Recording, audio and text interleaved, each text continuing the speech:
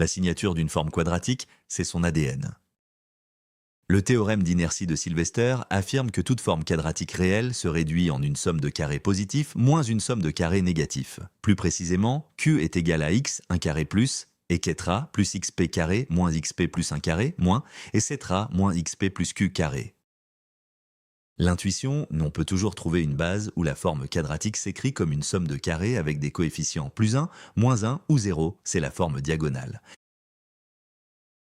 Étape 1 de la méthode de Gauss. Si un vecteur de base EI vérifie Q de EI différent de 0, on effectue une complétion du carré pour isoler un carré faisant intervenir la variable xi. Étape 2. Si tous les Q de EBI sont nuls, il existe I différent de J tel que Q de UI plus EJ est non nul. On effectue le changement de variable U égale EI plus EJ, V égale EI moins EJ, ce qui fait apparaître un terme carré. Étape 3. On itère le procédé. À chaque étape, on isole un carré et on réduit la dimension de 1. En au plus une étape, la forme est complètement réduite. Étape 4. Le théorème de Sylvester affirme que la signature PQ ne dépend pas du choix de la base de réduction, c'est un invariant de la forme quadratique. Prenons l'exemple Q de x y bien z égale x carré plus 2 xy moins z carré. Réduisons par la méthode de Gauss. On complète le carré sur x.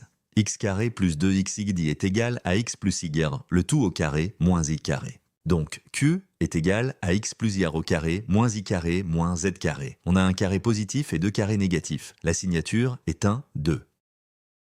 En dimension 2, la signature détermine l'allure des courbes de niveau. Pour Q de x, y égale x carré moins i carré, de signature 1, 1, les courbes de niveau sont des hyperboles. La forme est indéfinie, elle prend des valeurs positives et négatives.